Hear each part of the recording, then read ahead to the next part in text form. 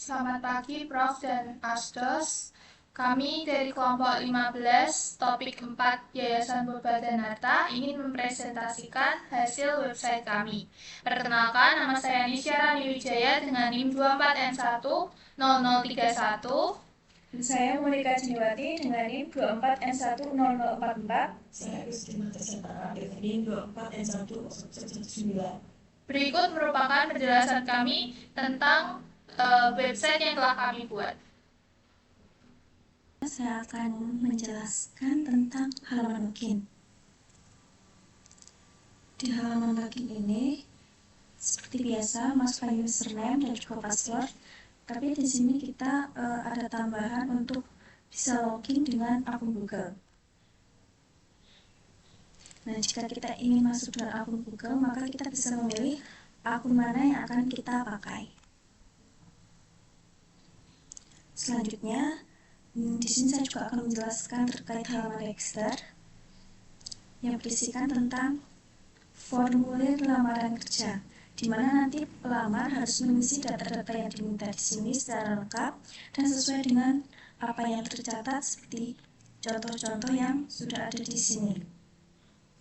Jika pelamar sudah mengisi data secara lengkap dan sudah kirim lamaran, maka selanjutnya akan berubah tampilannya menjadi seperti ini, di mana di bawah sini ada login di sini ya, artinya pelamar harus melakukan login di sini untuk bisa masuk ke dashboard pelamar. Selanjutnya, setelah pelamar berhasil melakukan login, pelamar akan langsung masuk ke dashboard pelamar yang berisikan di sini ada status lamaran kerja. Nanti di sini kita bisa melihat seleksi yang sedang kita lakukan itu seleksi apa saja. Lalu kemudian di sini ada posisi yang dilamar, ID pelamar itu nanti dari pihak yayasan yang akan memberikannya, lalu tanggal kirim. Kemudian ada ini untuk pengumuman, yaitu pengumuman apakah nanti kita lolos atau kita dinyatakan tidak lolos. Jika kita butuh bantuan, kita juga bisa menghubungi email yang ada di sini atau nomor WA di sini.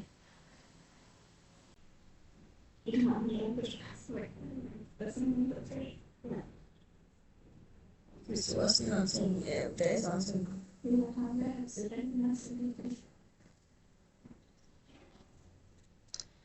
Baik, sekarang saya akan menjelaskan bagian di halaman karyawan. Untuk halamannya, bagian dashboard itu sama seperti sebelum-sebelumnya, ada sisa cuti tahunan, kemudian sisa cuti lustrum, dan juga status pengajuan terakhir. Nah, kemudian untuk selanjutnya ada menu pengajuan cuti pribadi. Pengajuan ini akan diajukan ke penanggung jawab divisi. Kemudian riwayat cuti, jadi setelah melakukan pengajuan cuti, pengajuan itu akan dicatat di riwayat. Kemudian pengajuan cuti KHL sama, dan syarat-syarat yang harus diisi seperti yang tertampil di layar ini. Kemudian riwayat cuti KHL, jadi setelah mengajukan cuti KHL juga akan tampil ke riwayat cuti KHL.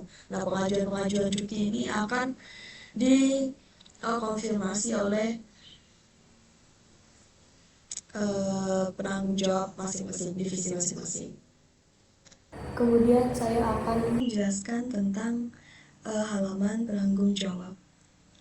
Nah, untuk pertama bagian dashboardnya itu di sini ada tampilan di mana ada tertera sisa cuti, ada sisa cuti tahunan, dan sisa cuti lustrum. Nah, jadi si penanggung jawab ini bisa tahu sisa-sisa cuti yang bisa digunakan.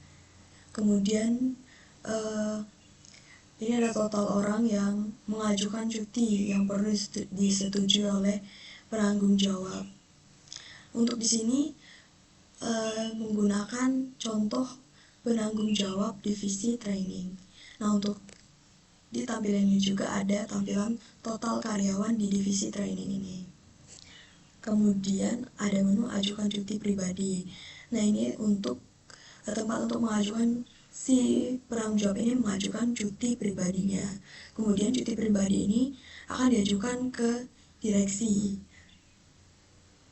Kemudian riwayat cuti pribadi. Nah, setelah mengajukan cuti, riwayatnya itu akan dicatat di riwayat cuti pribadi ini. Jadi akan terdaftar di riwayat cuti pribadi. Kemudian administrasi cuti itu pengajuan cuti karyawan di divisi yang perlu disetujui.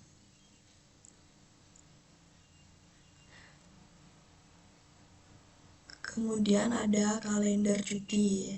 Nah, kalender cuti ini itu menampilkan tanggal-tanggal orang yang cuti. Begitu. Kemudian riwayat cuti karyawan, di sini juga ada riwayat, selain riwayat cuti pribadi, di sini juga ada riwayat cuti karyawan. Jadi riwayat karyawan-karyawan yang udah melakukan cuti. Kemudian ini juga ada pengajuan KHL. Jadi cuti itu dibagi beberapa bagian. Cuti yang di awal saya jelaskan tadi itu ada cuti bisa dibilang itu cuti umumnya. Jadi dalam cuti itu juga ada beberapa jenis cuti, kayak misal cuti baptisan dan sebagainya. Kemudian ini ada cuti KHL. Dan juga pengajuannya akan diajukan ke direksi. Kemudian ada riwayat cuti KHL juga sama. Jadi setelah melakukan pengajuan cuti, ini akan dicatat di riwayat cuti KHL-nya. Kemudian administrasi cuti KHL juga sama seperti yang di atas. Ini yang karyawan. Jadi daftar karyawan siapa aja yang perlu disetujui cutinya. Kemudian juga ada kalender dan riwayat cuti KHL-nya. Sekian penjelasan untuk tampilan di penanggung jawab. Selanjutnya, saya akan menjelaskan bagian direksi. Pada bagian direksi, dashboard akan menunjukkan sisa cuti tahunan, sisa cuti lustrum, menunggu persetujuan serta personil. Sisa cuti tahunan ini akan dikelola, diberikan oleh administrator, dan begitu juga dengan sisa cuti lustrum. Sisa cuti tahunan dan cuti lustrum akan berkurang secara otomatis. Kemudian untuk menunggu persetujuan, ini merupakan ajuan cuti yang diajukan oleh penanggung jawab menunggu persetujuan dari penanggung jawab. Kemudian ada lihat daftar personil, itu merupakan melihat siapa saja karyawan yang ada di Yayasan Purbadenarta.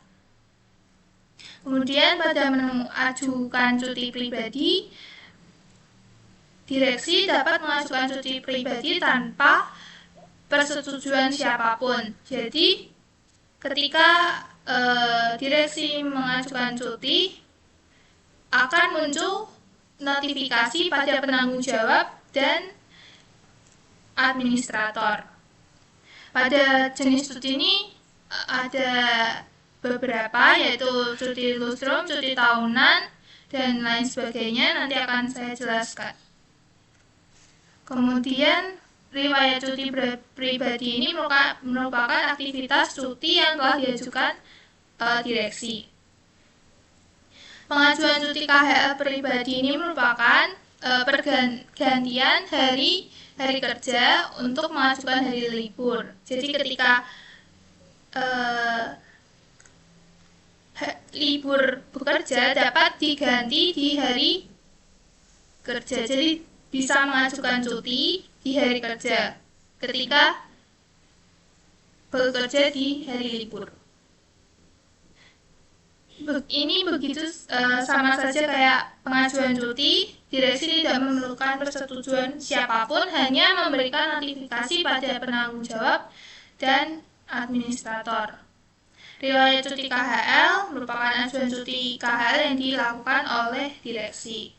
Kemudian administrasi cuti ini merupakan pengelolaan cuti, ajuan dari penanggung jawab. Namun pada direksi dapat menyetujui atau menolak ajuan cuti karyawan, semua karyawan. Pada kalender cuti di direksi ini dapat menampilkan seluruh ajuan cuti karyawan yang ada di Yayasan Purba Danata.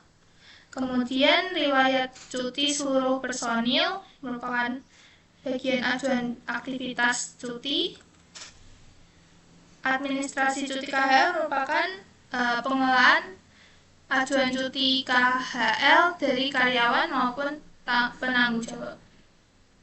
Kalender KHL direksi ini menampilkan beberapa ajuan cuti KHL dari penanggung jawab dan karyawan.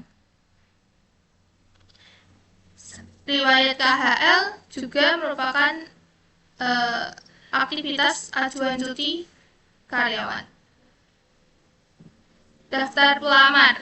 Di sini direksi dapat melihat aktivitas siapa saja yang melamar dan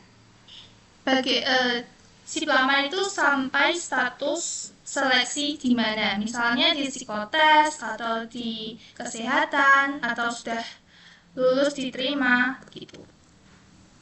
Kemudian riwayat pelamar direksi ini merupakan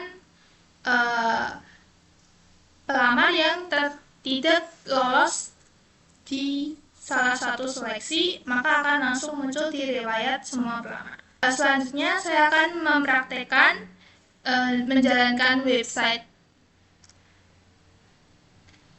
Sekarang akan masuk ke dashboard karyawan. Nah, di sini ada sisa cuti tahunan, sisa cuti lustrum ini akan diberikan oleh administrator. Di sini ada jenis cuti tahunan dan cuti lustrum, dan cuti luar tanggungan. Cuti tahunan itu jatahnya 12. Jika sisa cutinya sudah 0, maka tidak akan bisa mengajukan cuti. Kemudian untuk riwayat pengajuan seperti ini, aktivitas yang telah diajukan karyawan untuk mengajukan cuti. Kemudian pengajuan cuti KHL akan masuk ke riwayat pengajuan cuti KHL. Seperti itu. Internal anggota dari YPT sendiri, kita dapat membuat akun di sini.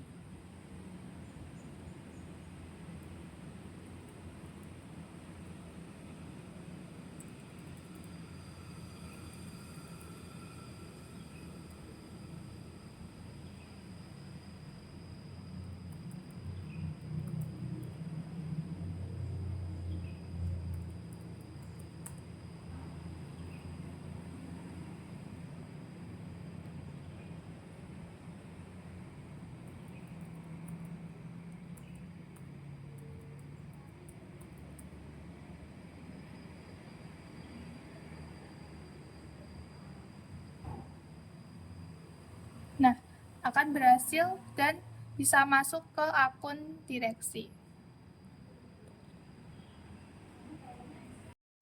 Kemudian sini akan login ke PJ. Nah, untuk tampilannya seperti ini. Jadi juga ada sisa cuti tahunan, cuti lustrum, kemudian daftar berapa orang yang karyawan yang mengajukan cuti yang harus disetujui oleh penanggung jawabnya. Kemudian di sini ada total karyawan di divisi ini. Terus kemudian ini ada cuti. Ini juga sama yang kayak sebelumnya. Kemudian tanggal dan tanggal mulai, tanggal selesai, kemudian alasannya. Kemudian lanjut ke riwayat cuti pribadi. Di sini cuti-cuti yang udah dimasukin itu cuti-cuti yang udah diajukan itu akan masuk ke riwayat cuti pribadi ini. Untuk administrasinya itu daftar-daftar cuti karyawan yang perlu disetujui. Kemudian kalender ini menunjukkan tanggal berapa aja karyawan mengajukan cuti. Kemudian riwayat cuti karyawan. Nah, ini seluruh karyawannya yang udah disetujui. Kemudian ini untuk pengajuan cuti KHL. Sini ada nama proyeknya, terus tanggal mulai KHL, kemudian jam mulai kerja, jam akhir kerja, terus tanggal cuti KHL. Dan juga ada jam mulai cuti KHL dan jam akhir. Dan juga ada keterangannya. Kemudian ada riwayat cuti KHL pribadi yang sudah disetujui oleh direksi. Kemudian di sini ada administrasi cuti KHL buat karyawan yang perlu disetujui oleh tanggung jawabnya. Di sini juga ada kalender sama seperti yang di atas. Dan di sini ada riwayat cuti KHL-nya. Itu buat riwayat cuti KHL karyawan. Dan selanjutnya kita akan masuk ke bagian direksi.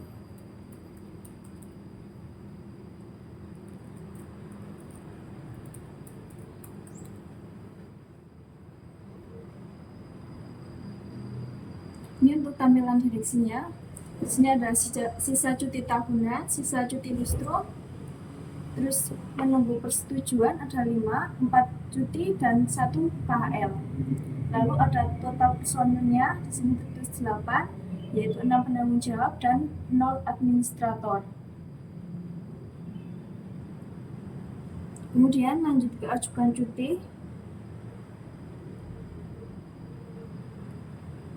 Ini sama seperti yang tadi juga, jenis-jenis cutinya, ada tanggalnya juga, dan ada keterangan juga alasan.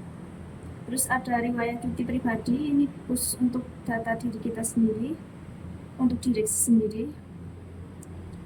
Lalu pengajuan cuti KHL pribadi, ini untuk pengajuan cuti KHL pribadi bisa ditulis nama proyeknya, tanggal, jam mulai sampai jam akhir, terus tanggal cuti KHL sampai jam mulai dan juga jam akhirnya. Lalu juga ditambah keterangan. Kemudian lanjut ke riwayat cuti KHL pribadi. Nanti di sini akan ditampilkan riwayat cuti KHL pribadi, yaitu milik direksi. Kemudian ada administrasi cuti. Seperti di sini tercantum semua divisi yang sudah ini ada disetujui dan ada ditolak. Kalau kita klik setujui, nanti akan muncul seperti ini dan muncul nama karyawan.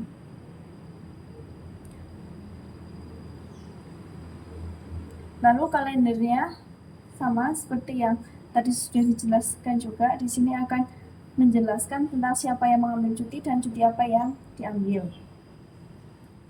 Untuk riwayat cuti karyawan di sini ada dari berbagai divisi, ada juga jabatan, jenis cutinya apa, dan statusnya juga ada disetujui atau masih menunggu persetujuan. Ada juga jumlah harinya berapa, tanggal mulai, tanggal selesainya, lalu tanggal pengajuan dan juga diproses oleh siapa. Lalu lanjut ke administrasi KHL. Di sini ada nama salah satu karyawan. Di sini juga direksi bisa menyetujui atau menolak administrasi cuti KHL. Ini hampir sama kayak yang di atas, cuma bedanya ini untuk kalender khusus KHL. Lalu lanjut ke riwayat cuti KHL karyawan. Di sini akan ada beberapa riwayat cuti KHL yang sudah disetujui maupun yang masih menunggu persetujuan. Lalu ada daftar pelamar. Ini pelamar aktif. Tampilannya seperti ini. Lalu kemudian ada riwayat semua pelamar. Jadi semua pelamar akan tercatat namanya di sini beserta dengan email, nomor telepon, posisi dilamar, tanggal melamar, status, sama tanggal pendaftaran. Jika sudah, mari kita akan melakukan logout, yaitu keluar dari halaman. Tombol login seperti ini. Nah, berikut merupakan bukti kunjungan klien dan bukti lembar persetujuan.